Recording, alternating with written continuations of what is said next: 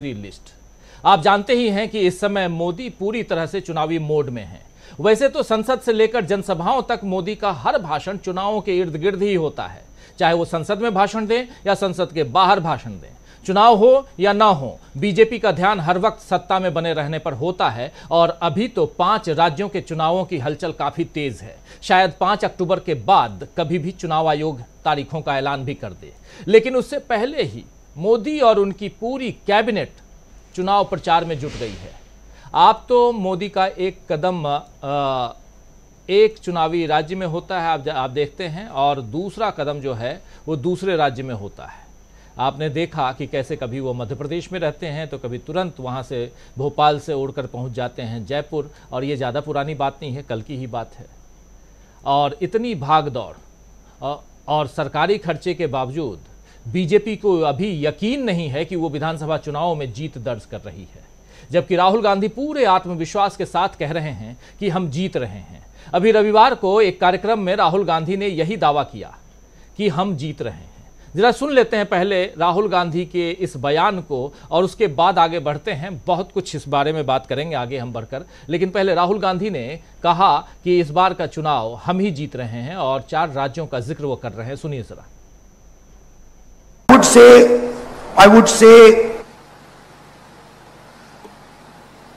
right now, right, we are probably winning Telangana.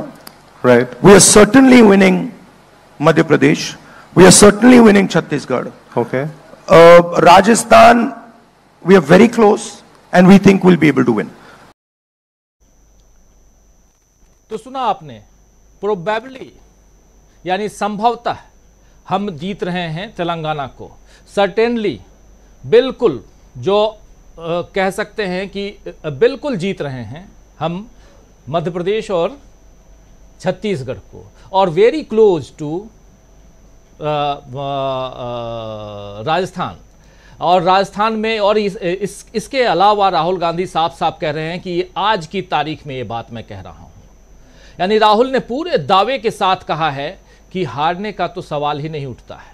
जो लोग, दोस्तों, और क्या यहीं से एक दूसरी कहानी शुरू होती है। आज मंगलवार है और ये बात रविवार की है, लेकिन रविवार की बात ही नहीं, इससे पहले जब लद्दाख में थे राहुल गांधी तब भी उन्होंने यही बात कही थी। उस बात को भी थोड़ी देर में सुनाऊंगा आपको। लेकिन जो लोग राहुल गांधी की राजनीति को करीब से देखते आए हैं वो भी राहुल गांधी के इस आत्मविश्वास से हैरान हैं, और वो जानते हैं कि ये आत्मविश्वास हवा हवाई नहीं है, बल्कि राहुल अपनी जमीनी हकीकत को समझ रहे हैं, और यही बात बीजेपी को भी समझ आ रही है। इसीलिए प्रधानमंत्री नरेंद्र मोदी चुनाव प्रचार के लिए उतर गए हैं, और जब टिकट देने की बारी आई तो स्थानीय नेतृत्व और नेताओं से ज्यादा भरोसा उन्होंने कैबिनेट के मंत्रियों और सांसदों पर दिखाया है। मध्य प्रदेश चुनाव के लिए दूसरी सूची, दूसरी लिस्ट में 3 केंद्रीय मंत्रियों नरेंद्र सिंह तोमर, प्रहलाद सिंह पटेल और फग्गन सिंह कुलस्ते, इन 3 मंत्रियों समेत 7 सांसदों को उन्होंने टिकट दे दी। तोमर राज्य की चुनाव प्रबंधन समिति के संयोजक भी हैं, आप जान सकते हैं। नरेंद्र सिंह तोमर मध्य प्रदेश की चुनाव प्रबंधन समिति के संयोजक भी हैं, और अब तक बीजेपी ने कभी भी अपने संयोजक को उम्मीदवार नहीं बनाया था, लेकिन अब उसके पास शायद जिताऊ उम्मीदवार रह नहीं गए हैं, इसीलिए उसे अपने सांसदों पर भरोसा करना पड़ रहा है। यानी कि मोदी जी चुनाव प्रचारक हैं, सबसे बड़े प्रचारक, और उनको अपने केंद्रीय मंत्रिमंडल के नेताओं पर ही भरोसा है, मंत्रियों पर ही भरोसा है, उनको स्थानीय नेताओं पर भरोसा नहीं है। और ये बात बार बार पूछी जा रही है, और खासकर वहां के मुख्यमंत्री माफी चाहूंगा, शिवराज सिंह चौहान को। आप देख रहे हैं शिवराज सिंह चौहान क्या कुछ कह रहे हैं इस मसले पर, जरा सुन लेते हैं। सुनिए जरा। ये अद्भुत है, अभूतपूर्व है, और इसने भारतीय जनता पार्टी की महाविजय को सुनिश्चित कर दिया है। हमारे सारे दिग्गज चुनाव लड़ेंगे।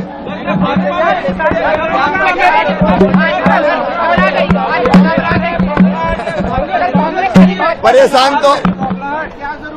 तो कांग्रेस है, परेशान है, कुछ समझ में नहीं आ रहा उनको को हो क्या रहा है, इसलिए बौखलाहट में ऐसी बातें कर रहे हैं। भाजपा निरंतर विजय के पथ पर आगे बढ़ती जा रही है।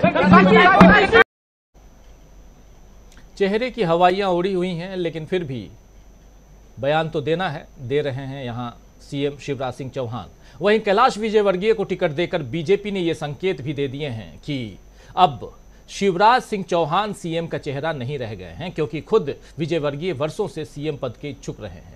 शिवराज सिंह चौहान ने मामा बनकर अपनी छवि और पार्टी की साख बचाने की सारी कोशिश कर ली, लेकिन मोदी और शाह को समझ आ गया है कि अब मध्य प्रदेश में सत्ता बचानी है तो नए दांव चलने पड़ेंगे। लेकिन अब उनके इस नए दांव से बीजेपी की और किरकिरी हो गई है। कांग्रेस अध्यक्ष और पूर्व मुख्यमंत्री, प्रदेश के कांग्रेस अध्यक्ष और पूर्व मुख्यमंत्री कमलनाथ का कहना है कि नई सूची भाजपा की आंतरिक हार की तरफ इशारा कर रही है। उन्होंने ट्विटर पोस्ट में कहा है कि अपने को दुनिया की सबसे बड़ी पार्टी कहने वाली भाजपा को आज ये दिन देखने पड़ रहे हैं कि उसको लड़वाने के लिए उम्मीदवार ही नहीं मिल रहे, तो फिर वोट देने वाले कहां से आएंगे, ये कह रहे हैं कमलनाथ। दोस्तों, आपको याद दिला दूं कि बीजेपी ने यही प्रयोग पश्चिम बंगाल में भी किया था। याद है ना आपको, पश्चिम बंगाल में जब उन्होंने, बीजेपी ने बाबुल सुप्रियो जैसे मंत्री को विधानसभा का चुनाव लड़वाया था, मगर सुप्रियो चुनाव हार गए थे और फिर उन्होंने तृणमूल कांग्रेस का दामन थाम लिया था। अब तो इस बात की चर्चा भी होने लगी है कि क्या बंगाल की तरह मध्य प्रदेश में भी बीजेपी हार जाएगी? क्या मध्य प्रदेश में भी ये प्रयोग फेल हो जाएगा, सफल नहीं हो पाएगा? सवाल यह भी है कि क्या बीजेपी राहुल गांधी के बढ़ते कद के आगे खुद को बौना महसूस करने लगी है, इसलिए वो नए नए तरीकों से कांग्रेस को घेरने में लगी हुई है।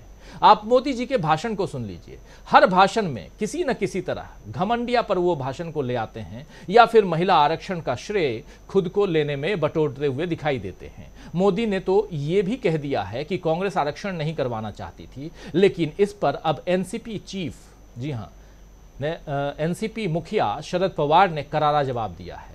शरद पवार ने कहा है कि साल 1993 में हमने महिलाओं को आरक्षण दिया था। महाराष्ट्र देश में पहला राज्य था जिसने महिलाओं को रिजर्वेशन दिया। शायद ये बात पीएम नरेंद्र मोदी को मालूम नहीं है।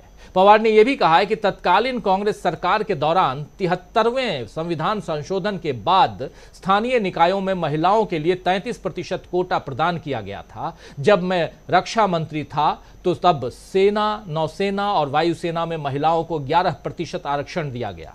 शरद पवार यही नहीं रुके, उन्होंने यह भी कहा है कि यह दुर्भाग्यपूर्ण है कि पीएम मोदी को इस संबंध में ठीक से जानकारी नहीं दी गई, इस कारण उन्होंने कांग्रेस के खिलाफ ऐसे बयान दिए।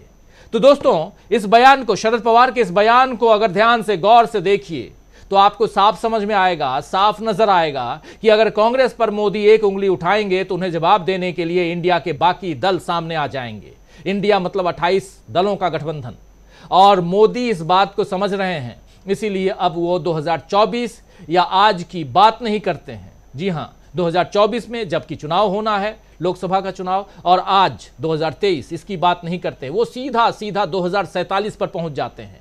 आज भी G20 university connect finale, G20 university connect finale के कार्यक्रम में मोदी जी ने आज कहा है कि भारत को 2047 तक विकसित देश बनने से कोई रोक नहीं सकता। उन्होंने दावा किया है कि पिछले 5 साल में 13.5 करोड़ से ज्यादा लोग, समझ लीजिए, पिछले 5 साल में 13.5 करोड़ से ज्यादा लोग गरीबी रेखा से बाहर आ गए हैं। और भी कई उपलब्धियों का जिक्र मोदी जी ने किया है, बहुत अच्छी बात है। लेकिन सवाल यही है कि जब सरकार ने इतना कुछ कर दिया है तो इन्हीं मुद्दों को और इन्हीं मुद्दों के साथ आप चुनावी मैदान में क्यों नहीं उतरते हैं? क्यों अपने राज्य के चुनाव में केंद्र के लोगों को आप उतार रहे हैं? ये सवाल तो आता है। लेकिन क्या यहां राहुल गांधी के आगे दबाव में आ गई है बीजेपी? राहुल गांधी लद्दाख में जब थे तब भी उन्होंने कहा था कि हम आगामी 4 राज्यों को, छत्तीसगढ़, मध्य प्रदेश, राजस्थान और तेलंगाना जीत रहे हैं। जरा सुनिए राहुल गांधी को। कांग्रेस पार्टी का डाउनफॉल, कर्नाटक में किसका डाउनफॉल हुआ? कांग्रेस पार्टी का हुआ क्या? अब आप देखना, हिमाचल में किसका डाउनफॉल हुआ? कांग्रेस पार्टी का हुआ। अभी मध्य प्रदेश में चुनाव है, राजस्थान में चुनाव है, छत्तीसगढ़ में चुनाव है, तेलंगाना में चुनाव है। आप देख लेना वहां पे किसका डाउनफॉल होगा। चारों के चारों चुनाव कांग्रेस पार्टी जीतने जा रही है। तो ये कांग्रेस पार्टी, ये सिर्फ एक पार्टी नहीं है, ये कांग्रेस पार्टी एक विचारधारा है, एक सोच है, और ये हिंदुस्तान के करोड़ों लोगों के दिल में है। ये सिर्फ पॉलिटिकल पार्टी नहीं है। जो हमारी कॉन्स्टिट्यूशन की वैल्यूज हैं, जिन चीजों के बारे में आप बात कर रहे हो, फेयरनेस होनी चाहिए, रिस्पेक्ट होनी चाहिए, यही है कांग्रेस पार्टी। और आपने फर्क देख लिया है, देश में आपने फर्क देख लिया है, बीजेपी का राज देख लिया आपने। तो सुन रहे थे आप, सबसे बड़ी बात यहां जो राहुल गांधी कह रहे थे कि छत्तीसगढ़, मध्य प्रदेश, राजस्थान और तेलंगाना, इन चारों राज्यों में कांग्रेस जीतने जा रही है। और ये आज की बात नहीं, लद्दाख के ट्रिप पे राहुल गांधी से जब पूछा गया कि कांग्रेस पार्टी का डाउनफॉल है, तब उन्होंने कहा डाउनफॉल आपने देखा, हिमाचल प्रदेश हमने जीता, हम कर्नाटक का चुनाव भी जीत कर आए हैं और दावे के साथ कह रहे हैं कि 4 राज्यों में भी हम ही जीतने जा रहे हैं। इतना कॉन्फिडेंस के साथ अगर राहुल गांधी यहां बात कर रहे हैं, अपनी बात रख रहे हैं, और उसी बात को परसों जब वो एक मीडिया कॉन्क्लेव में थे तब वहां भी कह रहे थे, जिसको आपको इससे पहले आपके सामने रख चुका हूं, उनकी बात आप सुन चुके हैं, इस वीडियो को आप देख चुके हैं, यहां भी वही बात कह रहे हैं और वहां बता रहे हैं कि कहां हम सर्टेनली जीत रहे हैं, कहां प्रोबेबली जीत रहे हैं और कहां क्लोज फाइट है। ये बात तो राहुल गांधी कह रहे हैं। तो आप समझ सकते हैं कि राहुल गांधी जो बात यहां कह रहे हैं उस बात में कितना दम है, और क्या राहुल गांधी की इन बातों से बीजेपी दबाव में है, प्रेशर में है, और यह इसी कारण कोई भी डिसीजन लेने के लिए प्रधानमंत्री नरेंद्र मोदी सामने आ जा रहे हैं। क्या अपने कैबिनेट के मंत्रियों को उतार कर, जो दिल्ली में कैबिनेट के साथ मंत्रियों के साथ बैठकर उनको डिसीजन लेना चाहिए कि देश को आगे कैसे बढ़ाया जाए। 2047 की बात तो कल की बात होगी, लेकिन आज की बात 2024 की कैसे की जाए, इस बात से ध्यान भटकाने के लिए आप 2047 पे कैसे ले जा रहे हैं? इसलिए क्योंकि आप अपने कैबिनेट के मंत्रियों को शेयर कर रहे हैं विधानसभा चुनाव के लिए। यह है। खैर दोस्तों, बहुत सारे सवाल हैं, इन सवालों का जवाब हम इस न्यूज पॉइंट में ढूंढ